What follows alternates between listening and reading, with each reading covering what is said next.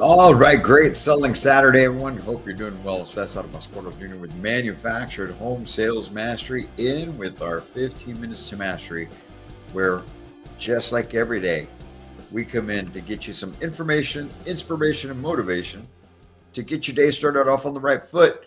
And on Saturdays, it's Selling Saturday. Saturdays is all about the sale. And Saturdays, we come and talk to you about what it takes to succeed in sales because we want you to get as much business on this Saturday and each and every Saturday because that's what it's about. So today we're talking about love for helping people, having love to help people, being able to help them understand just how it is that you are best equipped to be able to help them out and making the impact that you can make. Chris Gilbo writes, if you make your business about helping others, you'll always have plenty of business. If you make your business about helping others, you'll always have plenty of business. So I remember when I started out, I started in manufacturing home sales out of necessity, right? Back in 2008, economy starts to fall apart. That's back when I was still doing design build on site built homes, and we lost a whole bunch of business. One, just because I didn't have the same mindset that I did now. I wasn't operating back then the way that I operate now. So it was on me why we went out of business in a span of about a year and a half after everything happened in 2008. But anyway, I got into the business out of necessity. I needed money. I needed to make some money. I had lost everything. I lost my house. I had lost everything. I was living out of my vehicle at the time. Okay. For those of you that don't know the backstory on it, when I started manufacturing homes, I actually slept in the office for the first 3 months. They didn't know that, but I was sleeping in the office and made enough money to be able to get out of that and get myself a little place and then just grew from there. But anyway, even then, it was about love for me, right? The reason I bring that story up is because when people get into this business and they're in an okay position and they make it only about the money, or they're coming in because they hear the about what we can do, what you can do as a housing consultant in the industry, and you make it about money, you're not truly about helping people, you're going to struggle. It's going to be difficult. It's really going to slow down for you a lot of times. I'm not saying it always happens that way to the folks that come in and make it just about the money, but for the good majority of them, and they wind up burning out, they wind up fizzling out, and next thing you know, 3, 6 months, 9 months later, they're no longer in the business. Okay. Now, going back to it, for me, why do I say it was out of love? Well, one, I've always enjoyed helping people. I grew up with a servant mindset with my parents. Both my parents were servers, right? Waiter, waitress for years. And when they came over from Mexico, that's what they did. They worked in restaurants their whole life. I worked in restaurants. So to us, it was all about serving people. We always served. And but at the same time, back then I had two older children, and I needed to make sure that I made at least some kind of money. So I focused in, dove in, and really just was helping as many people as I can so that I could take care of the ones that are important to me, my kids, right? So that love is what pulled me through, helped me really engage. And from the I tell people all the time, my first 30 days, I made $10,000. We're back in 2009. It was a lot of money, right? And grabbed on ever since. When you don't do this out of the love for helping people, like I mentioned before, it can be a struggle. And so when you're sitting in front of people, when you're calling those people to set those appointments for this Saturday, right, throughout the week, and you think about, okay, what were my calls like?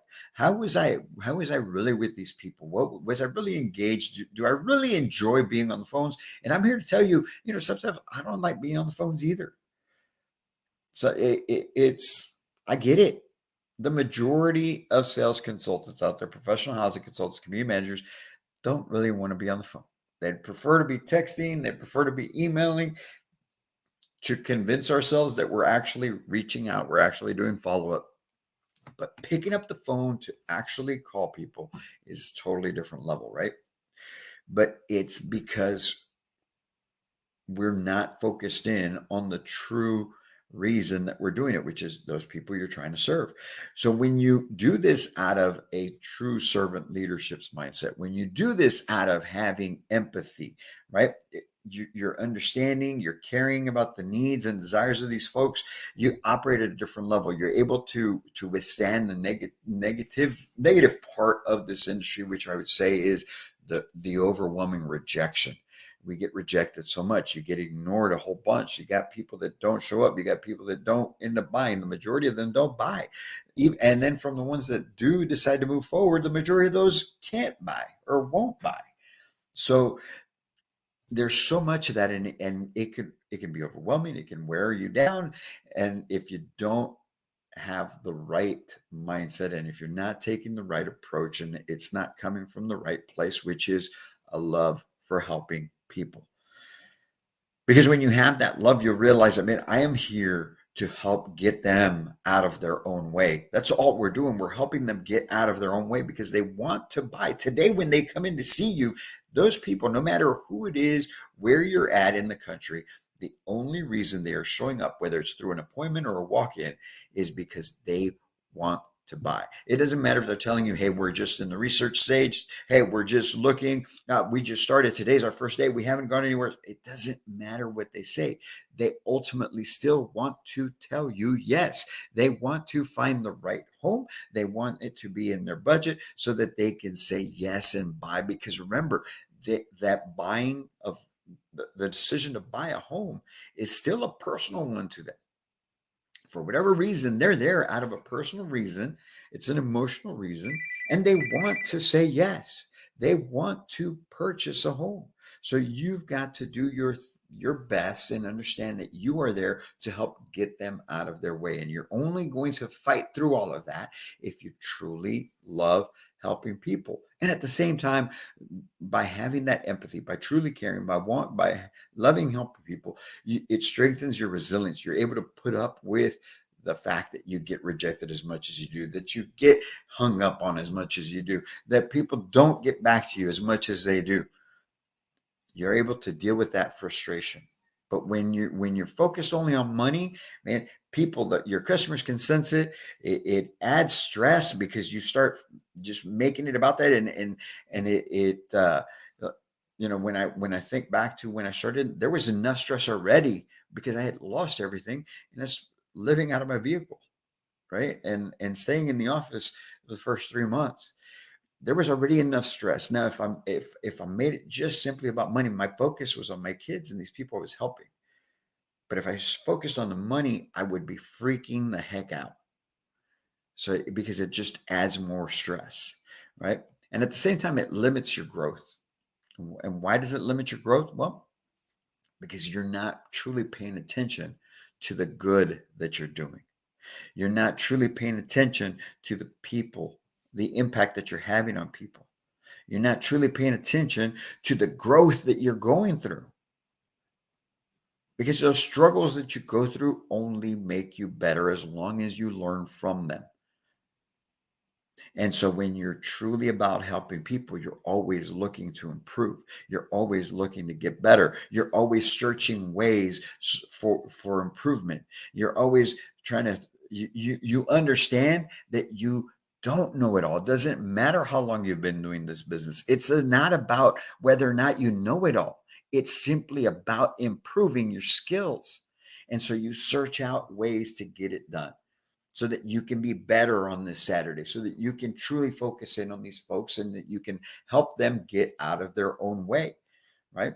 So that's what it's all about. So what are the best ways that you can operate in a manner that truly shows that you care about helping people? Well, we've got that for you, right? First, you got to start with empathy. First, you got to start by truly caring about people, uh, those people that you're serving, those people that are out there. You don't know who you're going to run into. You don't know who is the next person that's going to walk through that door. But it doesn't matter who it is, what their background is, what their story is. You are there to serve them. And you should understand that as soon as they walk in that door, that person has a need. That person is going through something that they're coming to me to help them resolve. They're not here to buy a home, they're here to solve a problem. And so, if you address it from the problem standpoint and you truly care about helping those people, you will help them get out of their own way. Right. So, first, you start with empathy. Second, you focus in on building relationships, not a transaction, a relationship. And that starts with developing and building rapport. That starts with the only way people consider the whole rapport building thing. A lot of I believe me, I've dealt with a lot of them over the last year and a half. A lot of housing consultants across the country think that that is the least important thing. Not that they think they know it's important to build rapport, but they're that's the one thing that they're less intentional about. That's the best way to describe it. That's the one thing that most housing consultants, community managers are less intentional about, which is actually building rapport, actually just having a conversation and getting to know them. Not talking about what they're there to look at, not talking about what they would like to have in a home, not talking about what they live in now, but just getting to know them, building rapport. So start with empathy, focus on building relationships. 3, you've got to celebrate them. Okay. We know that you're the person that is helping them. We know that you did this or you did that in order to help them get to that point. And that's great. That's fantastic. You're doing what you should be doing. You should celebrate them. And that's why I give you the best example of that and how you can start that even in your interview process. Okay. We all should be finding out why it is that they're looking for a home, right? What's the emotional reason that they're trying to buy a home? You guys have maybe seen video clips of me discussing this, but I'm going to share it with you right now. How do I ask what has them looking for a home? I talk about it all the time. I don't want the answer. We just don't want to rent anymore, right? That's the easy, common answer. So I move that out of the way. And the way I ask that question is, so let me ask you, Mr. and Mrs. Customer, other than not wanting to rent, what in here has you looking to buy a home? What in here has you looking to buy a home? Not why are you looking for a home? What in here? That's exactly how I do it. Point to the heart. What in here? As soon as you point right here, they look there. When they see that subliminally, their subconscious mind tells them feelings, emotions, and that's what they answer with. So when they say that, okay, go to from there once you know what that emotional reason is and you speak about it a little bit more. And now the final question to that, you know, what would it feel like for you to accomplish X, whatever it is that they told you? What would it feel like for you to be able to accomplish that? And then when they tell you, well, it would feel great, it would feel awesome, I'd love it, whatever it is that they say, that's the feeling I want you to leave with today. So you're already implying that they are purchasing a home today. You're already celebrating their success. You're helping them celebrate in their mind and in their heart that success already by simply stating that. You're welcome. I'm not going to charge you guys for that one. Okay. 4th thing you want to do, obviously, is practice servant leadership. You are there to serve. Again, you are there to serve.